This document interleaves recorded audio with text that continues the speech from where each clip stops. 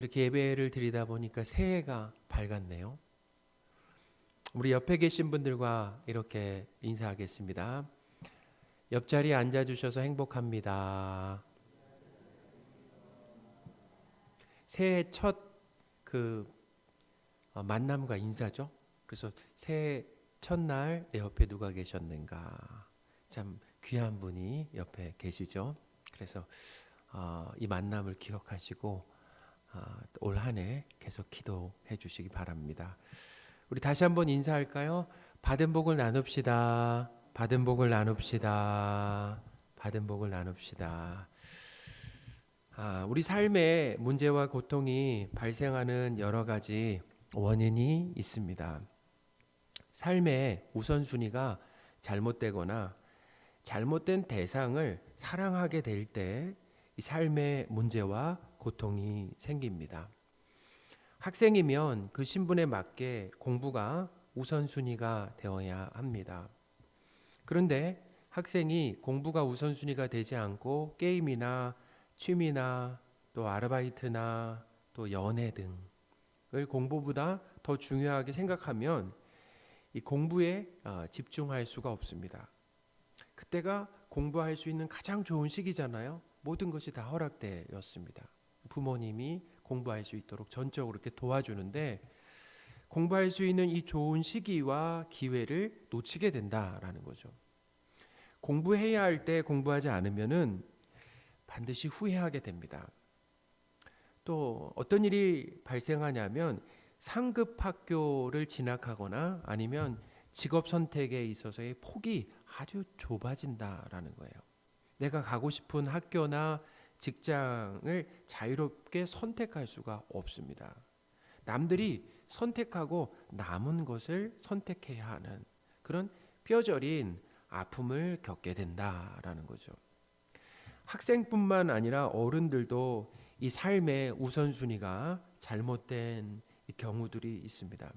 특별히 요즘에는 이 스마트폰에 마음이 쏙 빼앗겨서 사는 우리 예전에는 이 초, 중, 고 학생들의 만의 문제라고 생각했는데 요즘에는 많은 어른들도 이 스마트폰에 마음을 뺏겨서 시간과 에너지와 돈을 낭비하고 있다라는 거죠.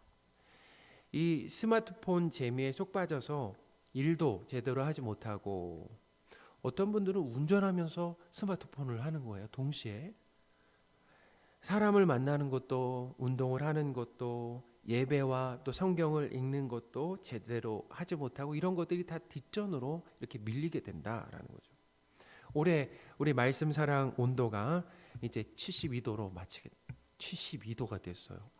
참 하나님의 은혜로 72도로 이렇게 마치게 됐는데 1년에 성경 일독한다라는 것은 쉬운 일이 아니죠. 일독하기 위해서는 적어도 하루에 매일 꾸준히 한 15분 이상은 성경을 읽어야 합니다. 시간을 이 성경을 읽는데 우선 배정하지 않으면 성경 일독을 하는 것은 불가능하죠. 하나님께서 주신 이 시간을 어디에 어떻게 사용하느냐에 따라서 우리의 삶과 신앙이 세워지기도 하고 무너지기도 한다라는 거죠. 그러니 이 삶의 우선순위를 바르게 정하는 것은 참 중요하다라는 거예요. 하나님께서 사랑하시는 성도 여러분, 새해에는 우리 삶의 우선순위를 바르게 세우시기 바랍니다. 정말 중요한 거예요. 삶의 우선순위를 바르게 세운다라고 하는 것 참 중요하죠. 하루에 시작할 때 한번 생각해 보세요. 내가 하루 시작할 때 하나님의 말씀과 기도로 시작하겠다. 그래서 새벽에 내가 새벽을 하나님 앞에 드려야 되겠다라고 하는 거 참 중요하죠. 하루의 시간의 우선순위를 하나님 앞에 드린다라고 하는 말씀과 기도로 시작하겠다라고 하는 것은 삶의 이 우선순위를 바르게 세운 거 아니겠습니까? 이와 같이 2021년 우리 삼능교회 성도들의 삶에 이 삶의 우선순위가 바르게 세워지는 역사가 있기를 소원합니다. 삶의 우선순위를 잘 세우기 위해서는 이 사랑의 대상을 바르게 정하는 것이 중요하다라는 거예요. 자, 잘 기억하세요. 삶의 우선순위가 바르게 세워지기 위해서는 뭐가 중요하다고요? 사랑의 대상을 바르게 정하는 것이 중요하다라는. 그러니까 사랑의 대상을 바로 세워야 뭐가 세워지는 거예요? 바른 우선순위가 세워진다라는 거예요. 그러니까 잘못된 대상을 사랑하면은 삶의 우선순위가 잘못되고, 우선순위가 잘못되면 우리 삶에 뭐가 생긴다고요? 문제와 고통이 생기게 된다라는 거예요. 돈이 중요하지만 돈을 사랑의 대상으로 삼으면 절대로 안 됩니다. 성경에 보면 말세가 되면 이제 말세 특징이 나와요. 말세에 어떤 특징이 있는가? 근데 그 말세 특징을 보니까 고통하는 때가 온다. 그러니까 말세의 특징 중에 하나가 고통하게 된다는 거예요. 사람이 고통스럽다라는 거예요. 그러니까 말세 시대라고 하는 것은 예수님의 그 초림과 재림 사이의 기간을 말합니다. 그래서 예수님이 사람의 모습으로 이 땅에 2000년 전에 이 땅에 오셨잖아요. 그것을 초림이라고 말합니다. 이 땅에 오신 예수님은 우리의 죄를 대신해서 십자가에서 죽으시고 3일 만에 그 죽음을 이기고 다시 부활하셨어요. 부활하시고 난 다음에 다시 하늘로 승천하셨습니다. 그리고 승천하신 예수님은 곧 다시 어떻게 해요? 이 땅으로 오신다라고 말씀하셨어요. 이것이 바로 뭐냐면 재림이죠. 재림. 다시 이 땅에 오신다라고 하는 것을 이제 재림이라고 말합니다. 이 말세 시대, 종말 시대라고 하는 것은 예수님의 이 초림과 재림 사이의 그 기간을 말합니다. 그러니까 지금이 어떤 시대입니까? 지금이 말세 시대, 종말 시대다라는 거예요. 이 말세 시대의 특징을 보면 사람들이 자기를 사랑하면서 또 돈도 사랑하고 또 자기와 돈을 자랑한다라고 이렇게 말합니다. 디모데후서 3장 1, 2절 말씀입니다. 너는 이것을 알라. 이것을 알아야 돼요. 말세에 고통하는 때가 이르러 사람들이 자기를 사랑하며 돈을 사랑하며 자랑하며. 우리 시대의 특징과 딱 들어맞습니다. 어때요? 우리 시대의 특징과 딱 들어맞다. 이기적인 자기 사랑과 돈 사랑 그리고 자기 자랑하는 시대를 우리가 살고 있다라는 거예요. 이 말세의 특징이 뭐라고요? 이런 일들로 인하여서 고통스럽다라는 거죠. 세상의 삶이 고통스러운 이유, 지금 말세가 고통스러운 이유는 이기적인 자기 사랑과 돈 사랑과 그리고 이 돈을 자랑하는 것이 넘쳐나기 때문에 고통스럽다라는 거예요. 자, 한 가지 예를 들어 말씀드리겠습니다. 주변에 누군가, 지금 내 주변에 누군가 돈을 자랑하는 사람이 있다라고 생각해 보세요. 그러면 진심으로 축하하고 싶은 마음이 듭니까? 아니면 꼴불견이라고 생각하면서 또 한쪽으로는 배가 아픕니까? 어때요? 돈 자랑하는 사람 꼴불견 아니겠습니까? 그런데 은근히 그 마음에 뭐도 있어요? 배 아픈 심정이 있잖아요. 그러니까 고통스러운 거 아니겠습니까? 돈을 사랑하지 말아야 할 이유는 뭐냐면 돈을 사랑하면서 돈을 사랑한다라고 한다라는 건 무엇입니까? 돈을 가끔 생각한다라는 겁니까? 돈을 자주 생각하는 겁니까? 자나깨나 뭘 생각하는 거예요? 자나깨나 돈을 생각하는 거 아니겠습니까? 그러니까 돈을 벌기 위해 혈안이 돼 있는 거죠. 돈을 벌기 위해서 어떤 일이 일어나냐면 인간관계를 깨트리면서 건강을 해치면서까지 아둥바둥 살게 된다. 그러나 그렇게 살아도 결국에는 만족하지 못한다라는 거예요. 절대로 뭐하지 못한다고요? 만족하지 못한다라는 거죠. 돈을 사랑하면 반드시 죄를 짓고 성도는 믿음에서 떠나게 되고 또 근심 가운데 살게 된다. 우리가 돈을 버는 이유가 무엇입니까? 근심 없이 살고 싶어 하는 건데 돈을 사랑하게 되면 반드시 근심하게 된다. 그것도 보통 근심이 아니라 적은 근심이 아니라 많은 근심 가운데 살아가게 되는 거예요. 또 믿음에서 떠나게 된다. 죄를 짓게 된다. 디모데전서 6장 10절 말씀입니다. 돈을 사랑함이 일만 악의 뿌리가 되나니 이것을 탐내는 자들은 미혹을 받아 믿음에서 떠나 많은 근심으로서 자기를 찔렀도다. 아멘. 돈을 사랑함이 일만악의 뿌리가 된다라고 하는 이 말씀이 어떤 의미인가? 뉴스에 나오는 대부분의 이 범죄가 뭐 때문에 벌어진다라는 겁니까? 대부분의 범죄가 다 대부분 돈 때문에 벌어진다라는 거예요. 최근에 참 충격적인 뉴스를 들었습니다. 청소년들에게 심부름값을 받고 담배나 이 술을 대신 사주는 어른들이 있다라는 거예요. 청소년들이 살 수 없잖아요. 담배나 아니면 술을 살 수 없으니까 이런 것들을 어른들이 대신 구입해서 또 어떤 경우는 이걸 택배로 보내준다는 거예요. 택배로 이렇게 보내주는데 그 수수료가 얼마인가 500원에서 2,000원을 받고 그런 일을 한다라는 거죠. 그러니까 청소년들을 보호해야 할 어른들이 500원 그리고 2,000원 때문에 하지 말아야 할 일을 하고 있습니다. 참 안타깝죠. 자, 뭐 때문입니까? 돈을 사랑하기 때문에 이런 일이 벌어지는 거 아니겠습니까? 최근에 사회적 거리 두기로 인해서 영업을 하지 못하는 이런 부득이한 일들이 벌어지잖아요. 그런데 몰래 영업을 하는 유흥주점들이 적발되고 있다라는 거죠. 그러니까 국민의 이 안전과 건강보다는 돈을 더 중요하게 생각하는 그런 이 탐욕과 그 이기심이 거기에 깃들어 있는 거 아니겠습니까? 최근에 중대재해기업처벌법이 이렇게 조속히 제정되어야 한다라고 하는 목소리가 이곳저곳에서 나오고 있습니다. 우리나라가 이 OECD 국가 중에서 산재 사망 1위 국가라고 하는 그런 오명을 쓰고 있다라는 거예요. 그러니까 하루에 한 적어도 7분 정도로 이 노동 현장에서 각종 사고로 이제 노동자들이 생명을 잃고 있다라는 거예요. 그래서 이 중대재해기업 이 처벌법을 제정해서 노동자들이 다치거나 죽지 않도록 안전하게 일할 수 있는 이런 근로 환경을 만들자라고 하는 것이 이 법의 취지입니다. 그런데 이렇게 노동자 생명을 존중하는 법이 국회에서 이렇게 통과되지 않고 있다라는 거예요. 이유가 무엇입니까? 이유는 생명보다는 이익을 더 중시하는 이 기업의 그 기업 정신 때문이다라는 거죠.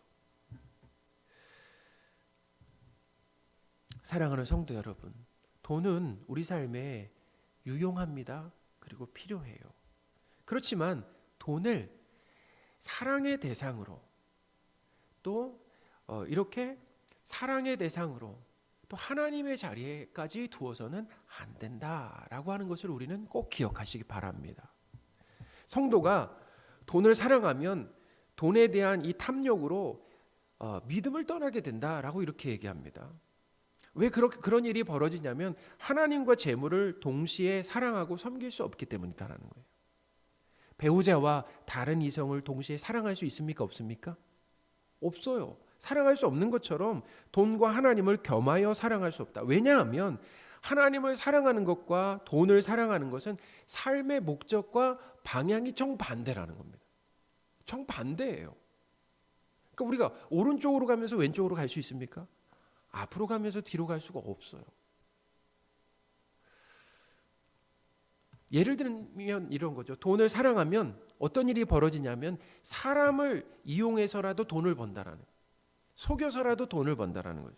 근데 하나님을 사랑하면은 돈을 써서 이웃을 사랑한다.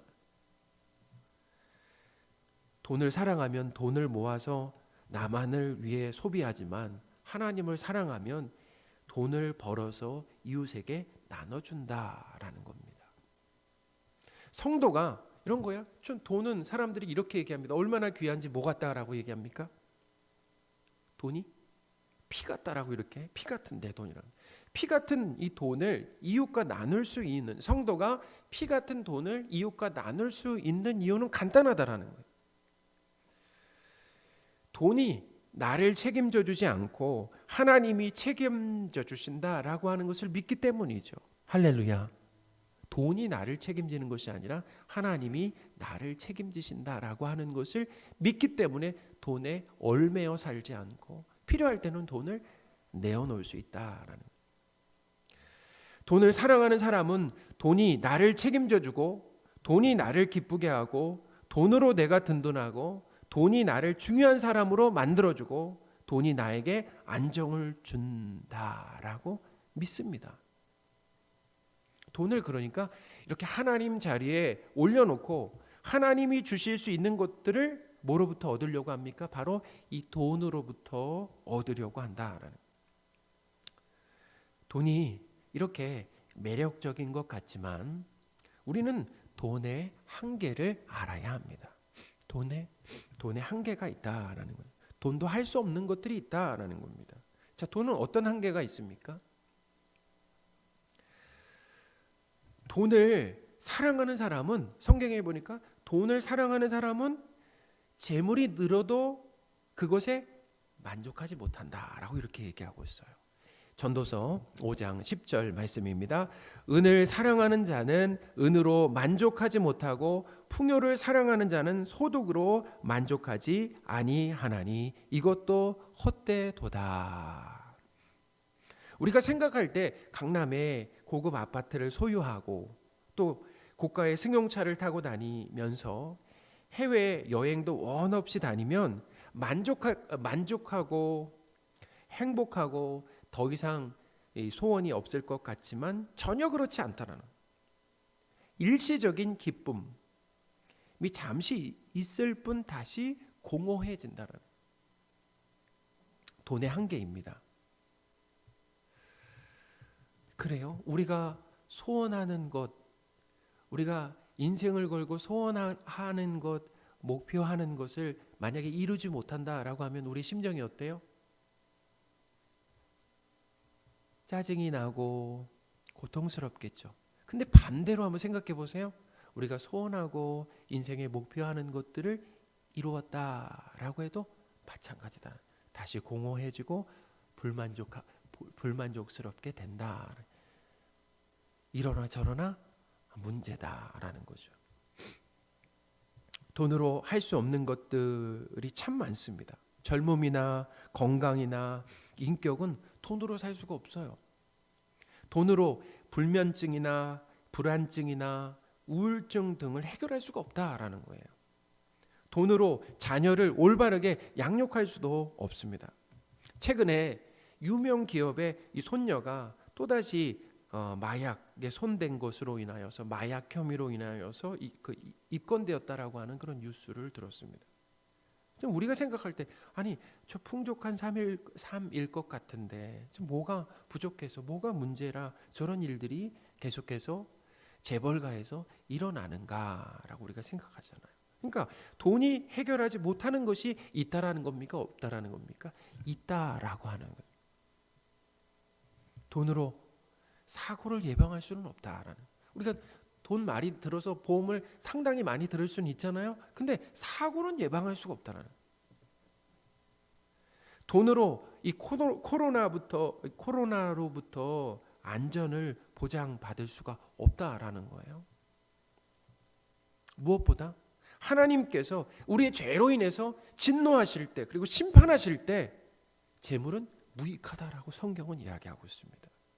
아무런 도움이 되지 않는다라는 거예요. 잠언 11장 4절입니다. 재물은 진노하시는 날에 무익하나 공의는 죽음에서 건지느니라. 아멘. 그러니 돈이 아무리 많아도 여전히 근심의 문제는 해결되지 않는다. 사라지지 않는다라는 거예요. 결국 돈에 대한 사랑과 이 탐욕은 우리 인생을 낭비하게 만든다라는 거죠. 그리고 우리를 불행하게 만든다라고 하는 것을 기억하시는 저와 여러분들이 되셨으면 좋겠습니다. 우리가 사랑하지 말아야 할 대상 중에는 쾌락도 있습니다. 디모데후서 3장 4절입니다.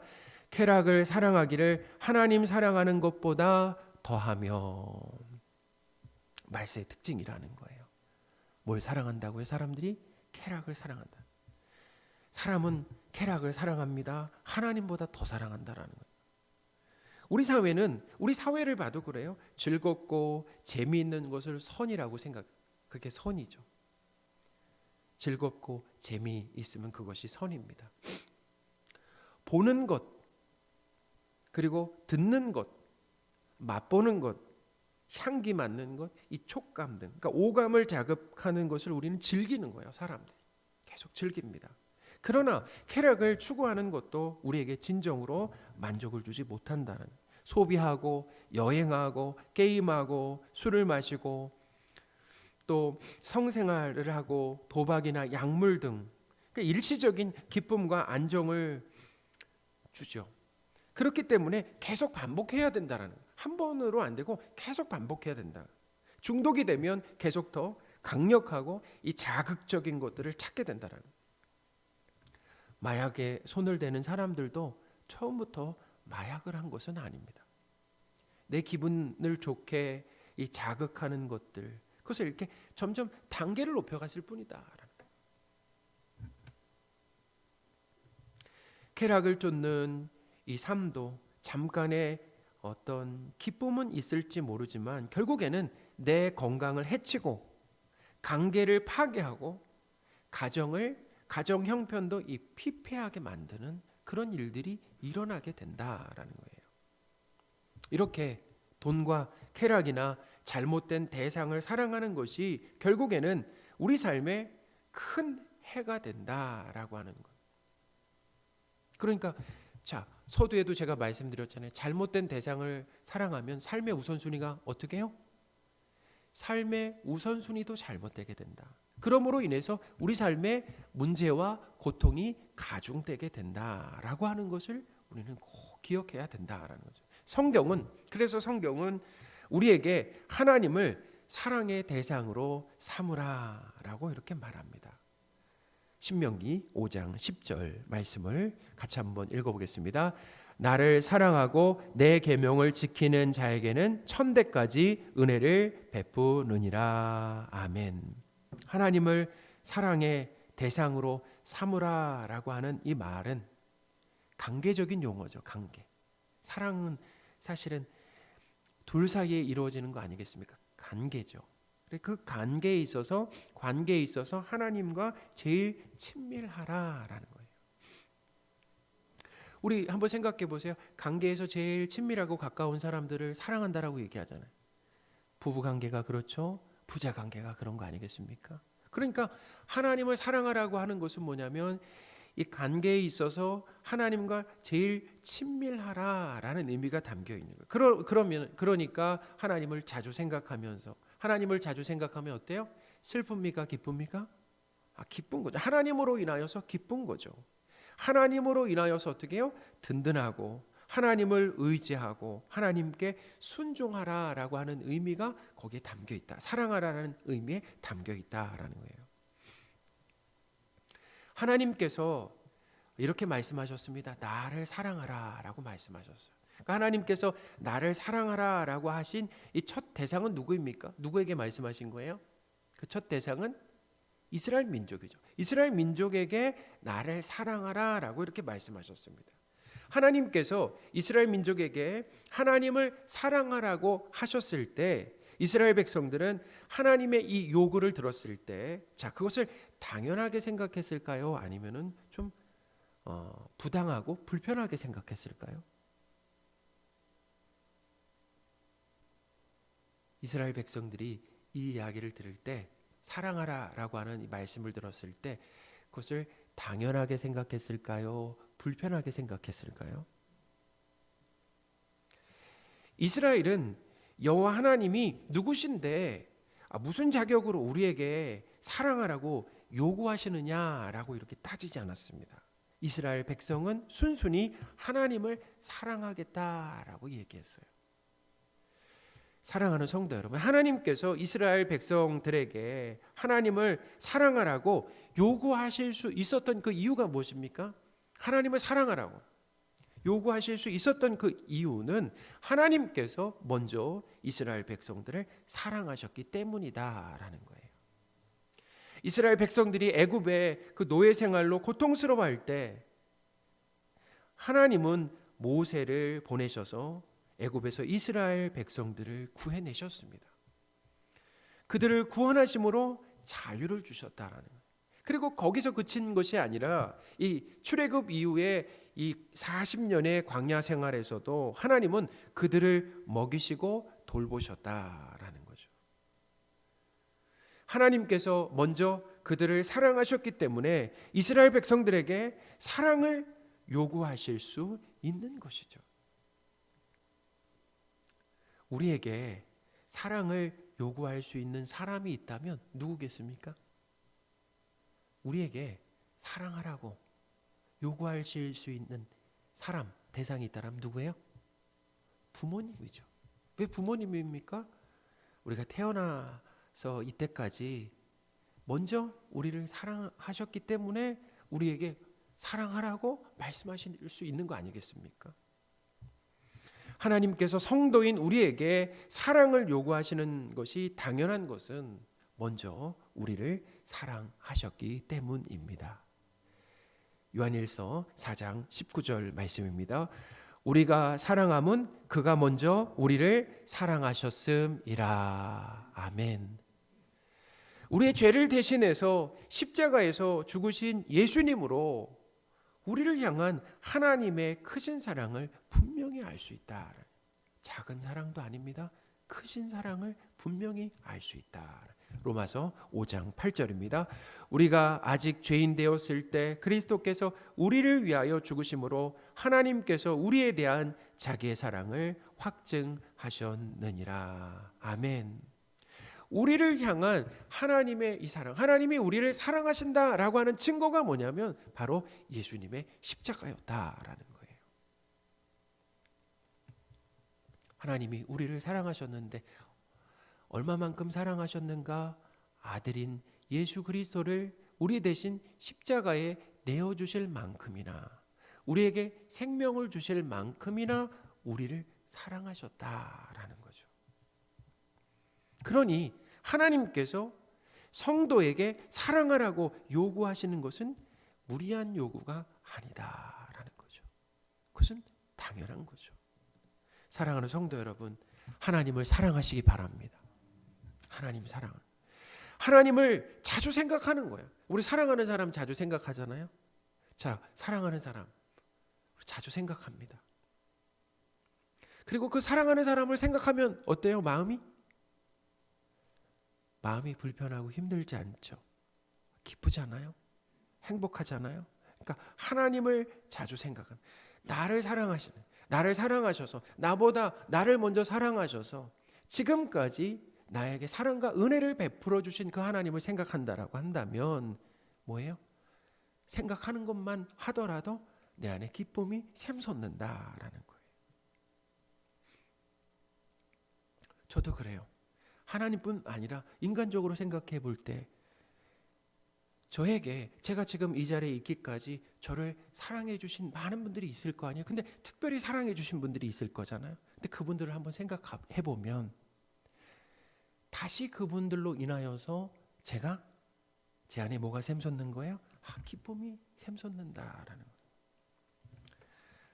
그리고 하나님으로 든든함을 삼으시기 바랍니다. 든든하다. 우리가 그러잖아요. 통장에 잔고가 두둑하면 우리의 마음이 어때요? 든든하잖아요. 근데 자, 누구 때문에 든든하다고요? 하나님 때문에 든든하는 거죠.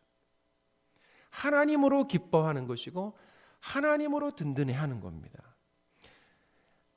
하나님께서 우리를 지켜주시고 끝까지 책임져 주신다라는 거예요.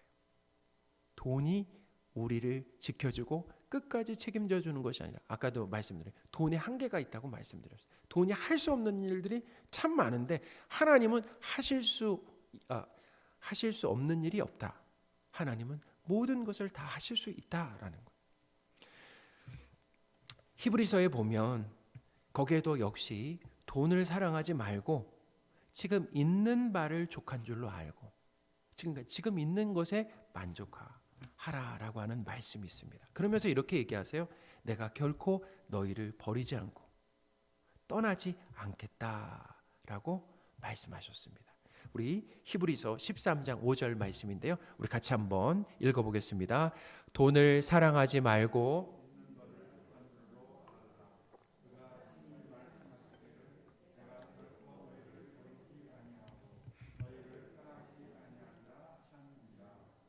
아멘. 돈을 사랑하지 않아도, 그리고 지금 있는 바에 만족해도 괜찮습니다. 괜찮아요. 왜 괜찮냐? 하나님께서 결코 친히 말씀하셨다라고 얘기합니다. 그것도 친히 말씀하셨어요. 하나님이 결코 우리를 버리지 않고 떠나지 않으신다라는 거예요. 그러니까 이 말씀이 어떤 의미입니까? 돈이 우리를 책임지는 것이 아니라 우리와 늘 함께 하시는 하나님께서 우리를 먹이시고 입히시고 보호하시기 때문에 돈을 사랑하지 않아도 된다. 그리고 지금 없어도 괜찮다. 지금 현재도 괜찮다라고 말씀하시는 거예요. 왜요? 하나님이 우리를 책임져 주시기 때문이라는 거예요. 사랑하는 성도 여러분, 하나님만이 우리를 어떠한 상황 가운데서도 끝까지 책임지시는 분임을 믿으시기 바랍니다. 그러니 하나님을 사랑의 대상으로 삼는 것이 바른 선택이다. 바른 선택이다. 신명기 5장 이 10절 말씀은 하나님을 사랑하는 마음으로 하나님의 계명을 지키라고 합니다. 보통 사람이 하나님의 말씀을 지키는 그 이유가 있습니다. 여러 가지 이유가 있어요. 말씀을 지키지 않으면 우리 신상에 문제가 생길까 봐 두려움 가운데 하나님의 말씀을 지키는 경우가 있습니다. 두려움이 동기가 되는 거예요. 또한 하나님의 말씀을 지킴으로 복을 받기 위해서 말씀을 지키는 경우가 있습니다. 그러니까 내가 말씀을 지킴으로 하나님으로부터 뭔가를 얻어내려고 하는 것이 동기가 되는 거죠. 둘 다 어쨌든, 자, 중요한 것은 둘 다 어쨌든 누구를 위해서 말씀을 지키는 겁니까? 자, 누구를 위해서 말씀을 지키는 거예요? 나를 위해서 말씀을 지키는 거예요. 나를 위해서 말씀을 지킨다. 그러나 하나님은 우리가 말씀을 지킬 때 그 동기가 하나님을 향한 사랑이길 원하십니다. 하나님을 향한 사랑이길 원하신다는.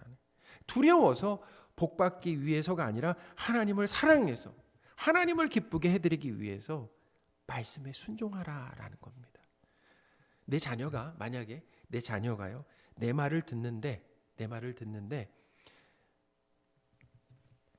어떤 동기에서 순종하면 좋겠습니까? 1번 매맞지 않으려고 순종한다. 2번 갖고 싶은 것을 얻어내려고 순종한다.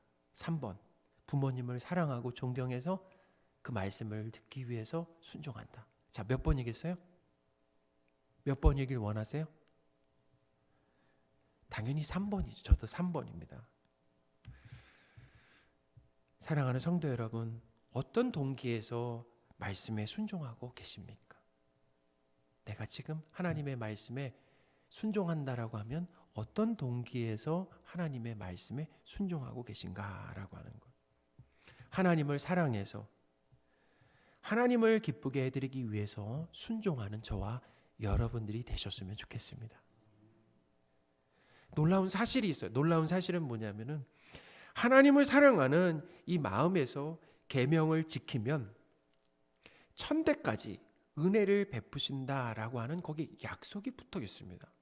좀 놀라운 약속이에요. 나에게서 하나님의 은혜가 끝나는 게 아니에요. 나만 하나님 믿고 그냥 끝나는 게 아니라 대대로 천대 그러니까 셀 수가 없는 거죠. 대대로 하나님의 은혜가 있다라는 거예요. 하나님을 믿고 하나님을 믿는 자녀를 하나님이 돌봐주신다는 거예요.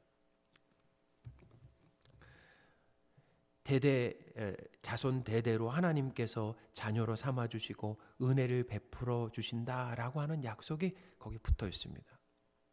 그런데 여기서 중요한 것이 있어요. 그것은 뭐냐면 우리가 하나님의 말씀을 지킴으로 인해서 천대까지 은혜를 받을 수 있는 이 자격을 획득하는 것이 아니다라는 거예요. 우리가 순종했기 때문에 하나님이 복을 주신다라는 것이 아닙니다. 은혜라고 했습니다. 은혜를 베풀어 주신다라고 말씀하셨어요. 자, 은혜는 무엇입니까?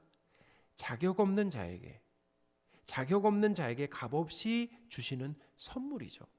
자격이 없는데 선물로 주신다라는 거예요. 그러니까 하나님을 사랑하고 하나님의 말씀을 지킨다라고 한다면, 만약에 우리가 올해 어떻게 하나님을 사랑하고 그 하나님을 사랑하는 그런 마음으로 말씀을 지킨다라고 하면, 자, 그것은 우리가 한 것입니까? 하나님의 은혜로 한 것입니까? 그것은 우리가 한 것이 아니다라는 의미예요. 하나님을 사랑하고 하나님의 말씀을 지키는 것도 우리는 할 수가 없습니다. 우리는 하나님을 사랑할 수 있는 능력이 전혀 없다라는. 대신 뭘 할 수 있냐면, 저의 삶을 돌아봐도 제가 할 수 있는 것은 하나님을 불신하고 또 하나님의 말씀에 불순종하는 것은 제가 할 수 있습니다. 그것은 충분히 잘할 수 있는 것 같아요. 그런 우리가 어떻게 하나님을 사랑하고 하나님을 신뢰하면서 하나님의 말씀에 순종할 수 있겠습니까? 우리가 할 수 있는 일이 아니다라는 거예요. 만약에 이걸 우리가 할 수 있다라고 착각하고 우리가 했다라고 생각한다라고 하면은 자랑하겠죠. 자, 누가 했다라고 자랑하겠습니까? 내가 했다라고 자랑하겠죠. 그리고 그렇게 하지 못한 사람들은 어떻게 하겠습니까? 정죄하겠죠. 사랑하는 성도 여러분, 하나님을 사랑하고 하나님의 말씀에 순종하는 일조차도 우리가 할 수 없는, 우리가 전혀 할 수 없는 일임을 꼭 인정하시기 바랍니다. 우리가 할 수 있는 일이 아니다라는 거예요. 하나님의 그 은혜와 도우심만으로 그것이 가능하다라는 거예요. 그러니 하나님께 은혜와 도움을 요청해야 합니다. 올 한 해 우리가 하나님 앞에 기도해야 할 제목이 있다라고 한다면, 하나님 올 한 해 잘못된 대상을 사랑하지 않도록 도와주십시오. 두 가지 말씀드렸잖아요. 돈과 쾌락을 사랑하지 않게 하여 주십시오. 돈과 쾌락을 하나님 삼지 않도록 도와주십시오. 그리고 오로지 하나님을 사랑하게 해주십시오. 그리고 하나님의 이 말씀에 순종으로 반응하는 우리의 삶이 되도록 하나님 매 순간순간마다 우리에게 은혜를 주십시오. 우리를 도와주십시오. 라고 해야 하는 것이 우리가 해야 할 일이다라는 거죠. 만약 올해 우리가 하나님을 사랑하고 하나님 말씀에 순종하고 우리 자녀들도 예수님을 믿고 예수님을 사랑하는 일이 일어나면, 그때 하나님을 찬양하시고 감사하시기 바랍니다. 왜 그래요? 그것은 우리가 하는 일이 아니기 때문이다. 우리는 그럴 능력이 없기 때문이다라는 겁니다.